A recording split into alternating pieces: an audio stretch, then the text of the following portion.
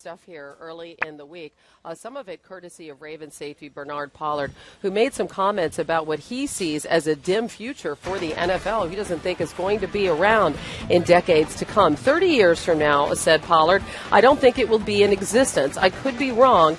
It's just my opinion, but I think with the direction things are going, where they, NFL rules makers, want to lighten up and they're throwing flags and everything else, there's going to come a point where fans are going to get fed up with it.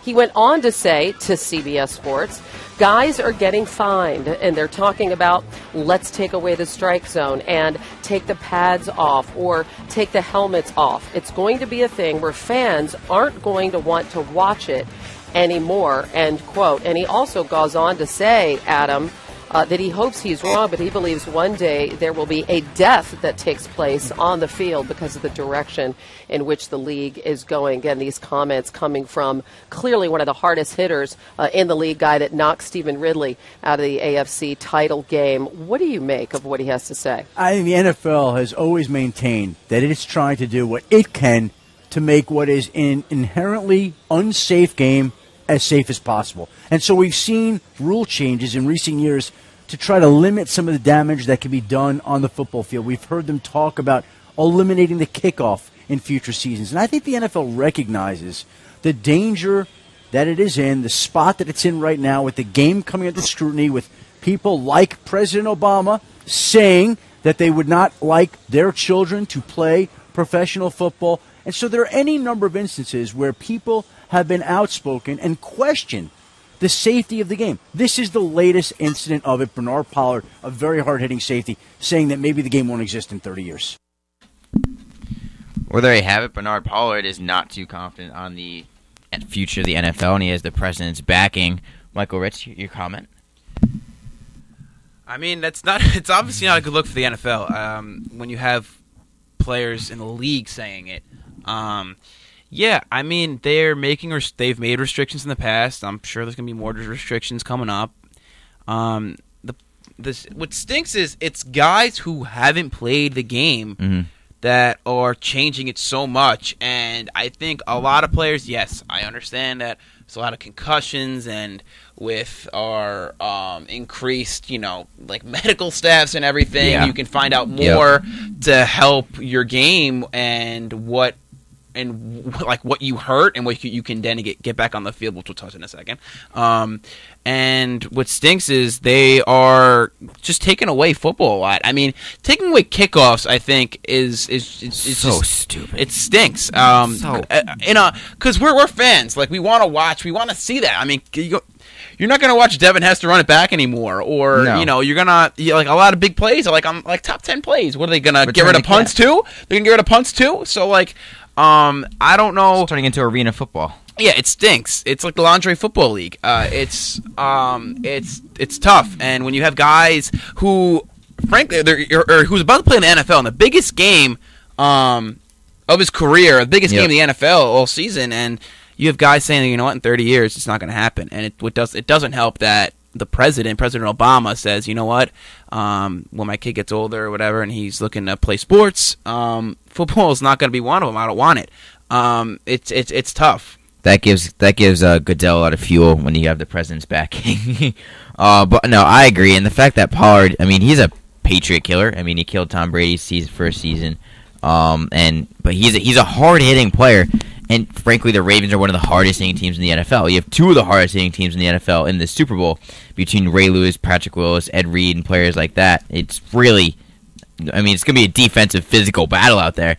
And you know what? I wouldn't be surprised if there are fines coming out of the Super Bowl, because defensive players, these guys are going to go to the wall. Really, they'd run through a wall to win this championship. And if that means like maybe having a somewhat controversial hit to make sure a scoring play doesn't happen, they're going to do it, and they're not going to worry about what's going to come out of their pocket. And I also think it was ironic that the guy who said there isn't going to be a league in 30 years is the same guy who knocked out Stephen Ridley in the Patriots game. He was the guy who Stephen Ridley was unconscious for a couple seconds until he got his Yeah, he got conscious, but I also think it was ironic because one of the hardest hitting guys on the team is the one saying, they're not going to be a game in 30 years because of all the restrictions. But like you said, the Ravens are the hardest hitting team.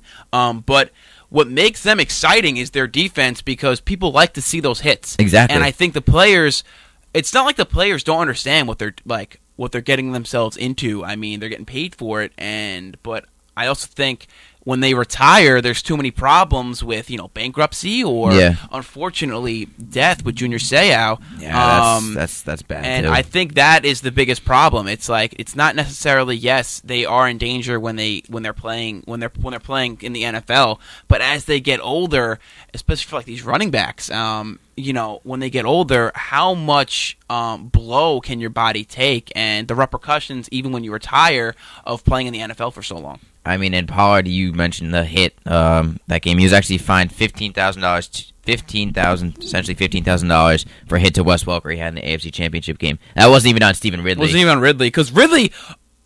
It's bad to say because they knocked him out, but it was a clean hit. Oh, it was. It was a clean hit, but those are the types of plays that the NFL wants to stop. But it's hard to tell guys who have been playing the game for half their life to change the way that they've been playing for so long. And I think that's the problem that is with the problem of the NFL right now is you're telling these guys to stop doing certain things that have basically made their career. Look at James Harrison. James Harrison has hit the same way for how long, and now they're telling him to stop. And Harrison came out and was like, look, I'm going to hit the way I've been hitting, and if I get fined for it, I'll get fined for it. I'll deal with it. You know what? That's how I made my money in the first place, the way I hit. Yeah, exactly. So, but obviously he's been fined on numerous occasions now, but that's the problem. You're telling these guys to do or to stop certain things, and it's what has made them successful, and it's what made them NFL players for this long. And, I mean, obviously injuries are a big factor, and people get hurt all the time in the NFL, but they come back and they fight. And this season, Ray Lewis came back from, torn triceps, and he gave him credit. But now there's a report out there that came out just after baseballs did that maybe Ray Lewis has been using a banned substance for years. But, I mean, it seems like no one cares because it's football.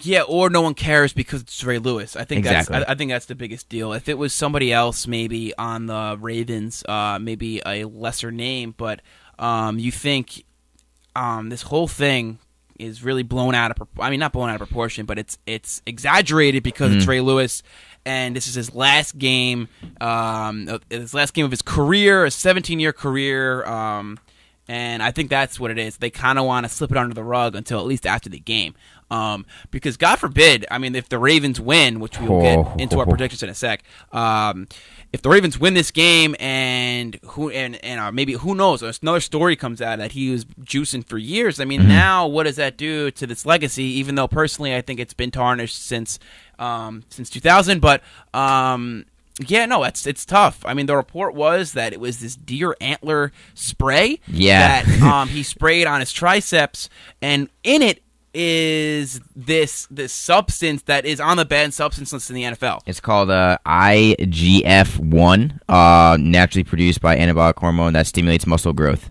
So it's just to repair the muscles that were torn. And it's been linked with other drugs allegedly given to A-Rod and Melky and Yasmani Grandal. And it's closely linked to HGH. So, I mean, the fact Ray Lewis is taking it. And, I mean, the evidence seems pretty damning, if you will.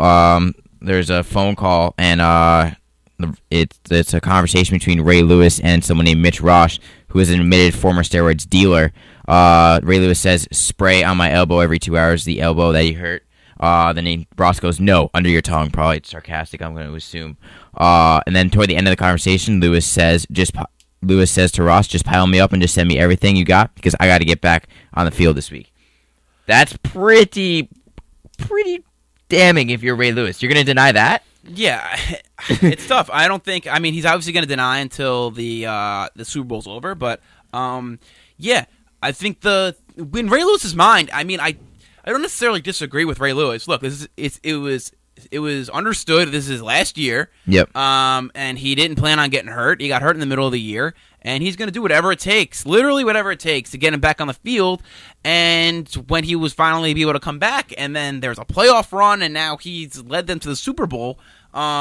He didn't want his career to end with him on the inactive list. He wanted to end his career. This is a perfect way he wanted to end the career. Even if he loses his game, he's going to be remembered as getting to the Super Bowl. He's still going to be remembered, exactly. So, he came back for the playoffs, inspired his team, and got to the Super Bowl. Right, exactly. So I think this is the ending that Ray Lewis wanted.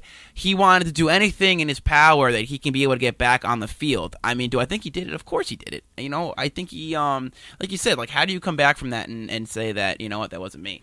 And here's a report from August 2011 from Yahoo that said SWATs, which is a company of Mitch Ross, provided several text messages from a phone number belonging to All-Pro Baltimore Ravens linebacker Ray Lewis, acknowledging receipt of shipments of the spray and asking for more. So that's from 2011. This would be the second time he's been alleged with the same exact person. Not looking too good for him. And a great point that made in this article by Deadspin I'm reading off of right now is that Major League Baseball fans are like, why is no one freaking out about this? When we have one scandal and it's A-Rod and it's breaking news, this happens. ESPN doesn't even have it on their front page of their NFL banner. Well, the difference is the sport. It's you got these baseball, like these baseball nutheads, and the base is different. I mean, you have this baseball. It's like sacred baseball, and you can't. There's no cheating. That's the game. It's the gentleman's game. It's the sport. With football, I mean, there's more guys juicing in the NFL. I think, obviously. Oh, I agree. And I think when you run into people who are juicing in the NFL, it's not looked down upon as bad as baseball is.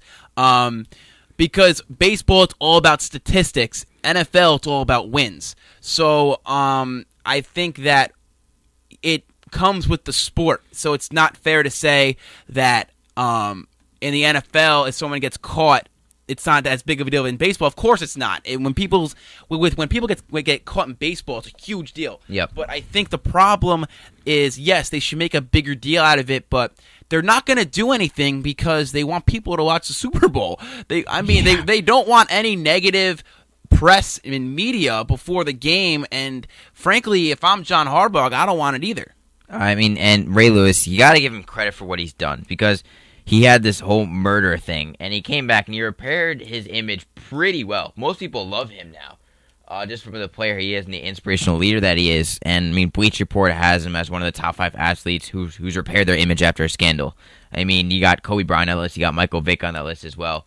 And give him credit, but at the same time, this really hurts him, I think, because he had the image of being an honest guy who worked up from something that he said never happened, and he worked his way out of, and to become one of the all-time best defensive players of all time, teaming up with a fellow great Ed Reed, the ultimate perfect tandem, if you will. And now, if this happens to Ray Lewis, his image is going to go down, and I think it's going to hurt the entire defense that he's been a part of, because it's going to be like, oh, wait, they've been such a good defense for so long. How's that happened?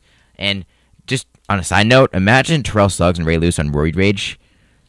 Yeah, no. Oh, my God.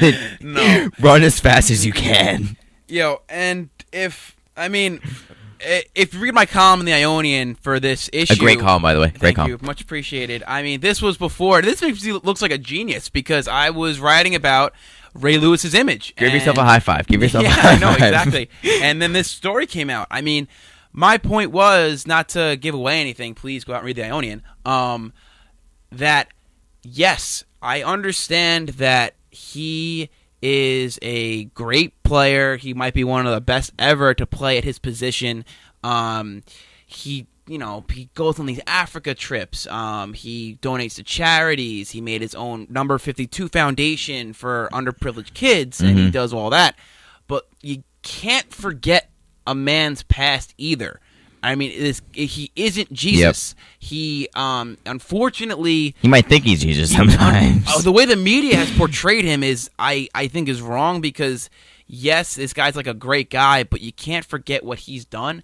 And also, not for nothing, but I think he's way too over the top at times. He's been crying. I mean, how many times am I going to see him cry during an interview?